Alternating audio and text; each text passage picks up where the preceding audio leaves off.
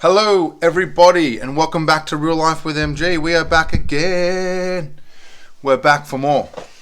Hang on. Make sure this camera's all set up. Don't worry, I'm still here. Don't freak out. I'm here. Cool. We're good. All right.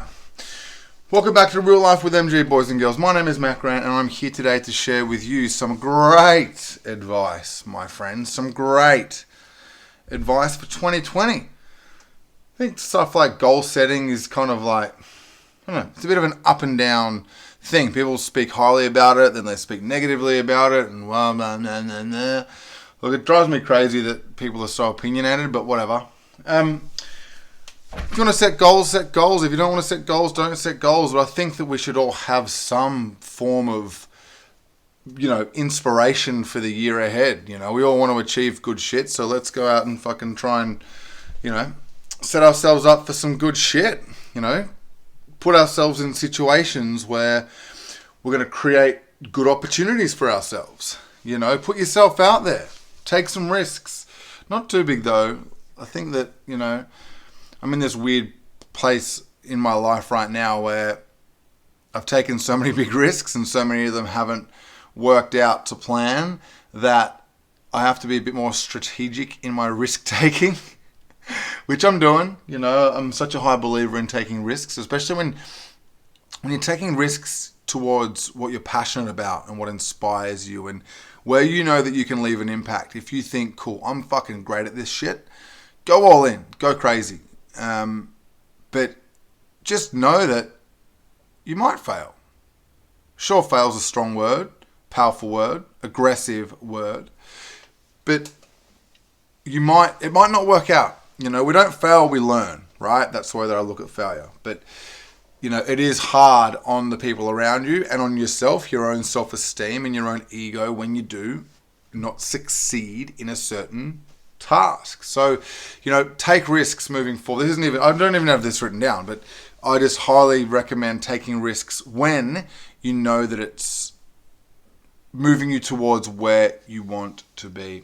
So my best advice for 2022, my dear friends, and I classify you guys as friends. If you've ever met you before, if you're listening to this, you're my mate, right? So classify yourself lucky. The first one I have here is, if it doesn't serve you, fuck it off. What I mean by that is, we all know what we want. Well, a lot of us will know what we want. We definitely know what we don't want. If something doesn't serve you and isn't aligned with your values and your purpose and your mission and your vision and all of the above, all that stuff, then get rid of it. If there's something that's holding you back and you don't need it in your life, get rid of it. Whether it's people, whether it's places, whether it's jobs, whether it's addictions, if there's stuff in your life, whether it's constant scrolling through social media, set yourself up to get these things out of your life. You can do that. If you want to have a good year next year, it's probably time to start eliminating some of the things that are holding you back. And this might be hard because some of the things holding you back might be your friends. You might have to look into seeing your friends your lit friends, seeing your friends a little bit less regularly because they might not be serving you. And, what I mean by serving you is helping you become fulfilled in your life. If something is holding you back, get rid of it. We all know that we've got mates out there who are bad influences. And, I've got my high school mates who I don't see as much as I'd like to. And I want to say they're bad influences, but I'm right there with them. We're bad influences on each other. But I like these bad influences from time to time. It keeps me a bit sane. So I'm not getting rid of those people from my life. Sure, we've traveled down different roads. Just because someone isn't doing what you're doing doesn't mean you should be kicking them out of your life. However, if there's people that are holding you right back, then maybe it's time to have a conversation with them. Maybe it's time to let them go. And as hard as this is, it's just life. I'm 33 now, and,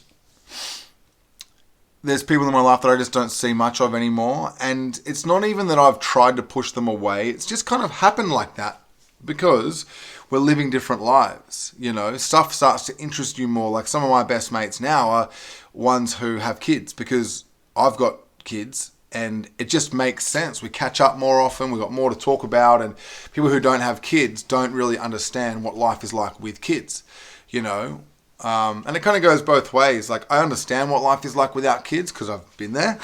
However, because I'm in this stage of my life right now, you know, having a bender every weekend, not that any of my mates are still doing it every weekend, but having a bender every weekend isn't going to align with my life. You know, so if it doesn't serve you, just get rid of it. Let it go.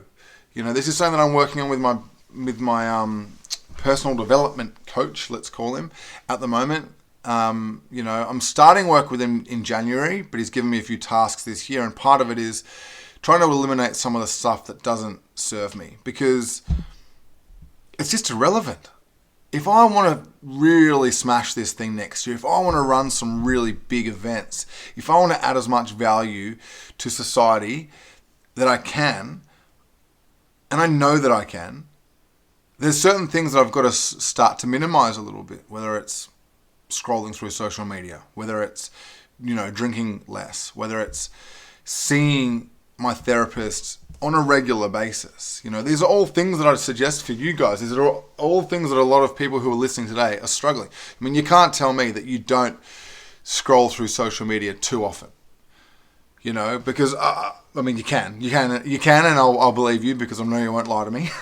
But it's such a common thing at the moment, and I think it's okay. I think there's so much of social media for me that is actually very beneficial and very positive. The fact that, you know, I get to see what some of my inspirations are up to, you know, some of these inspirations in my life are up to. I get to check in with people, which I guess I can do that via WhatsApp or text or whatever. But I get to share this stuff as well. So I really like social media for the fact that I'm sharing these messages because I really like sharing these messages. I really enjoy this shit. I love this shit. Okay, we back. So for the first time ever, my computer went to almost die. I don't know what the edit that I'll put into this will sound like. So yeah, I am back. I just finished off rattling on about if something doesn't serve you, fuck it off. And the reason why I swear there is because it's powerful and it's important. And I swear a lot, you know. If you don't like swearing, we can just say, if it doesn't serve you, get rid of it, which is also an example I gave before. But let's really think about what we want to achieve next year. It's a new year. People are very like, oh, you know, you can't use the new year to, you know, change your life, fucking whatever. But I feel like a new year is such a great way to start fresh. If you are unhappy with areas of your life, it's time to change. And this is a great time to change. I think the biggest negative and what people get caught up in is the fact that we set these big intentions for ourselves, these big goals for the year, and we haven't really thought these goals through and they don't work out. You know, a lot of the time it's about, you know, quitting smoking or losing weight or whatever, and it doesn't work out. Another point that I wanted to give you, which this ties into very nicely, I think I'm good at that, tying points into the next point without even knowing it. So anyway, there we go. A little credit to me. Pat on the back, Matt. Well done. Don't set goals or New Year's resolutions around things that don't actually matter to you. Now, what I mean by this is a lot of the goals and stuff that we set are things that we don't actually really want. And this doesn't happen all the time, obviously, but if we're setting goals that are based around other people, impressing other people, you know, it's never really going to work out. Body image is a big one around this. We need to be obviously happy in our bodies, but a lot of the time, if you think about it right now, if you think about how you want to look, I reckon the first snippet that you'll go to is you'll think about how other people are going to think how you look, how other people are going to notice how good you look and how good that's going to make you feel, which is, you know, a good feeling and whatever. But how long does that last for? Once you got that good body, in quotation marks, good body, it doesn't really end. I spoke about that in a recent podcast. Like, we have issues around body image, and it's just super freaking common, where it's never going to be good enough.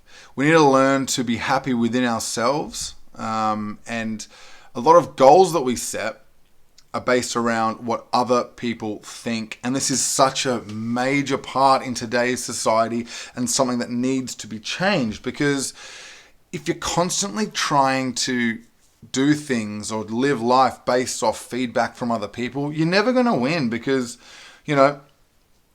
let's face it, people don't want to see you win. I mean, sure, there are people out there who do want to see you win, like your loved ones want to see you win, but there are so many people out there who want to jeopardize your success. And that might be a negative way of thinking, but I'm just being honest. This is real life with MG, where I just speak from the heart, and that's how I know there's a lot of people out there that want to see you fail.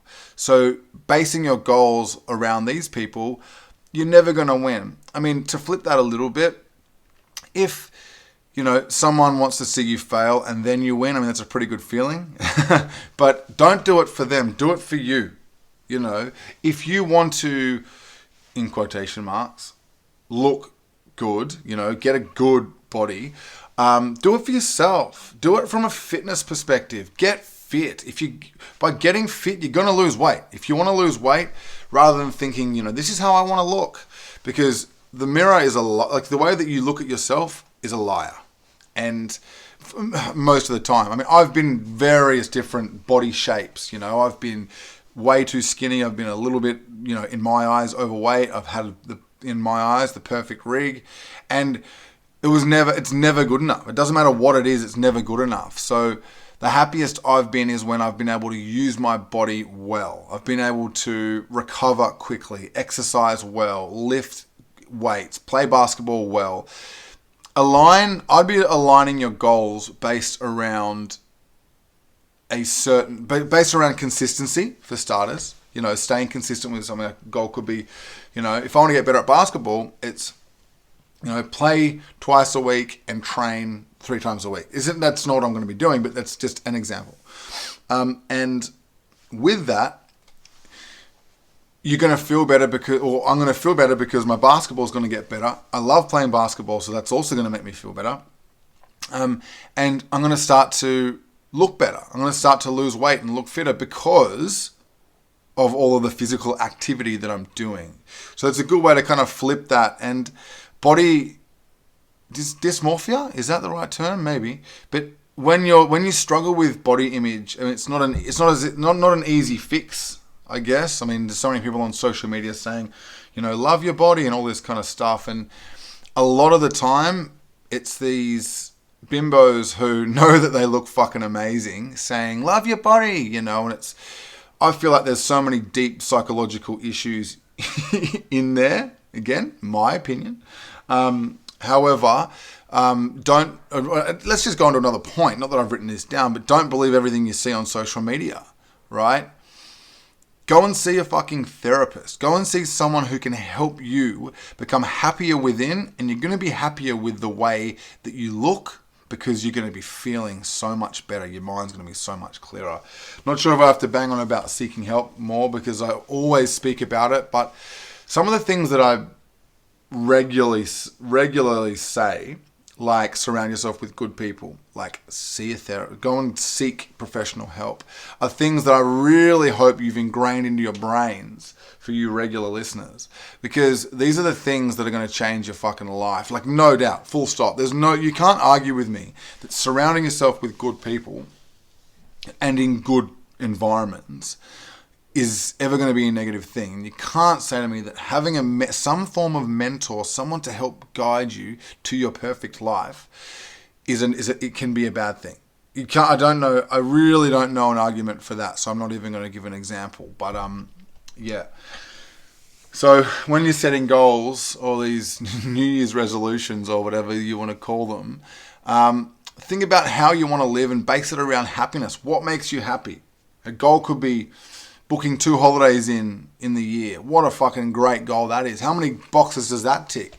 It's going to give you a little bit of a break, which we all need. It's going to allow you to spend some quality time with loved ones. It's going to, be able to help you. It's going to give you the opportunity to explore somewhere different. It's just, there's so many positivities in traveling, especially now that we're out of lockdown and we actually can travel around a little bit. That's a fantastic goal. If you need any help with goal setting, just reach out to me, free of charge. I'll just I can help you set a few goals. A few episodes ago, I did one of the lessons of the School of Real Life. I spoke about core values. When you work out what your core values are, what really means a lot to you, that is when you set goals, because you know what you want. You know who you want to do it with. Not do it like rude. Like, you know who you want to do it for and whatever. Core values. Sort your core values out. Work out exactly what you want. And then once you've figured out what you want, who you are, and where you want to be, my gosh, you can't lose like when you're goal setting, because unless you set things too high. But if you are setting these big goals based around your values, you're going to be so much more likely to work for them, as opposed to, if you're setting goals on other people's terms that don't even align with what you want. We've all done it before. Like, I've thought about, there was one point where I had this big financial goal, and when I thought about that, which I would love to hit that, but when I thought about that, I straight away envisioned, cool, other people are going to see the cool car that I've got, and other people are going to see the big house. Everyone else is going to think that I made it. That's what I thought. That was what I fucking thought. And that's just not right. The financial side of things stresses me out as well, like hitting financial targets. It's great to have money. And this is why I struggle with money a lot, I guess. I've got a lot of fear around money and making money. But I'll be let down if I say I want to make, 100 grand a year. Let's just a number, and then I'm not hitting that. I stress out heaps. So I feel like having a financial goal for me doesn't really suit, so there's other ways that I can tweak my goals to make them around financial. Like, I want to be able to afford to, pay for my son's soccer and swimming lessons without stressing, this is different to saying I want to make $2,000 a week or whatever, because that if I can comfortably afford to pay for my life and my family's lives, this is my wife and I, we both make money together. She makes more than me. Not that it's a competition, but we want to be able to live a comfortable life, and I do want to watch the money go up. That's a good goal, I guess. But yeah, sometimes specific targets can be challenging, because if you're like me and you're quite hard on yourself, then reaching these targets become a little bit more challenging. So the final bit of advice I want to give you guys, and this is a bit of a bit odd because of the title of the podcast, which is my best advice for 2022, but this is about 2021. And my advice, start now. Rather than waiting until January 1, where you're going to be hungover and, you'll end up writing off January, because we've got Australia Day for those in Australia on late in January.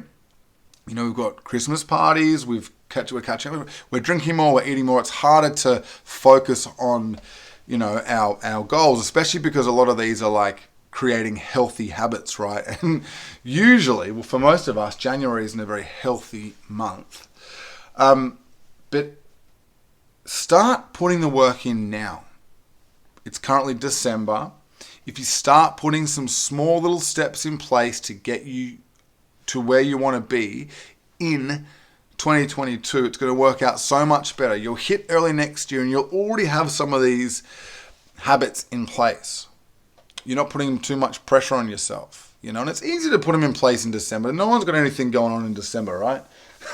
Well, maybe you guys do, but December is a bit of a quieter month in the fitness industry, But I know that, cool, if I want to run these big events next year, I'm not going to start January 1 prepping for an event that's going to be February 1.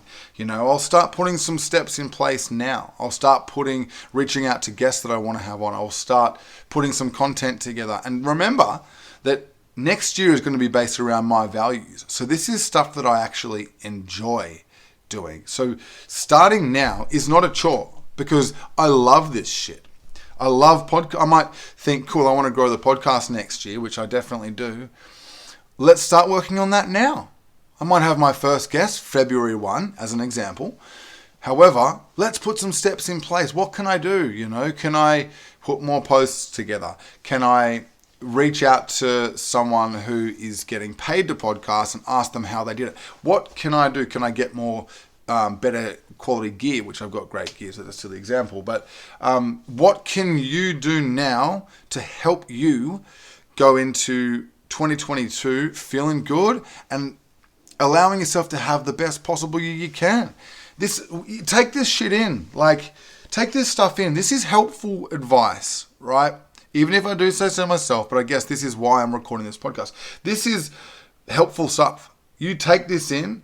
You can't argue this. If the first one was, if it doesn't serve you, fuck it off. The second one was, don't set goals / New Year's resolutions around things that don't make you happy. And then I've written, especially when they are based around other people. And the third bit of advice was start now. They're 3 basic bits of advice, but they're 3 bits of advice that are going to help you have a better year next year. Because I wish that for you guys. I really do. I really hope that you guys can have a phenomenal year next year, because this year's been fucked for a lot of us. Been in and out of lockdown. I mean, this is my 3rd lockdown because I'm in the Northern Beaches, aka God's country. Last year, over Christmas, we were in lockdown. The rest of the state wasn't, but on the Northern Beaches we were for a couple of weeks. And it's been hard.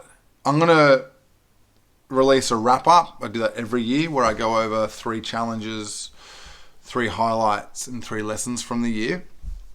I do it every single year, and it's always a great episode because I get to really dive into what I've been throughout the year, which I've already started planning for. Start now. And yeah, cool. I'm pretty sure you guys get what I'm banging on about, but I really do hope you guys have a great year next year. I want to have a great next year. That's what I was talking about. This year's been fucked, so this is why we want to have a better year next year, and we can have a better year next year. We all thought 2020 was going to be the year, right? 2020 was a bit of a nightmare. 2021, my gym shut this year. A whole bunch of bad shit happened to me this year. I've actually written down a lot of the highlights from the year, and my gosh, I've been through a lot of great stuff too. A lot of this work that you'll do, like if you are paying attention to me and if you are putting this work in, you'll be able to remember. Oh, well, hang on a minute. Maybe this year's been shit. Let's use me as an example. Maybe my gym shut down. Maybe I had, my anxiety had never been as bad. I'd never had more panic attacks. Maybe my depression flared up more than it has over this lifetime. However, I made some really good friends this year. I was invited on the radio twice to speak about my story and my beliefs around mental health. I've learnt so much about myself this year. I'm grateful for what I've been through. Next year's going to be a fucking cracker. I say that every year. But I've got a great feeling about next year. Let's see what happens. But, I'm really excited to really start to live life on my terms. Everyone around me is going to be happy when I do that. I had a little hiatus. I had a couple of weeks off podcasting not long ago, and I hated it because I love podcasting. I love getting these messages out. This makes me feel good. I'm going to have a great day now because of how much I love podcasting. Next year is going to be like this. I'm going to be podcasting more because I fucking love it. And sure, I'm not making $1 million an episode yet. Know what Joe Rogan makes? I can't remember. I think Joe Rogan got paid $200 million for a 2-year contract with Spotify. My gosh. Hit me up, Spotify. Or iTunes, whatever. I'm easy. Either way. Apple Music, whatever it is. Is it iTunes? Apple Music? I don't know. I can't keep up. But yeah, look, the world is our oyster, boys and girls. Let's really have a think about what we want next year, and then let's really have a think about how we can get it. I can help you if you are really lost. I've just been lost. And I'm working on myself now, and things are going really well. Still a bit too tired. I'm still a little bit flat. I'm not, on top of the world, but I'm feeling so much better. And there's so much potential in my life. After all of the good things that I've reflected upon from the year we've just had, I have so many great opportunities to do really, really well. And all these opportunities will align with my values. Ladies and gentlemen, boys and girls, thank you for listening to this advice that I've given you today. I really hope you took a lot away from it. And I'll see you in the next episode.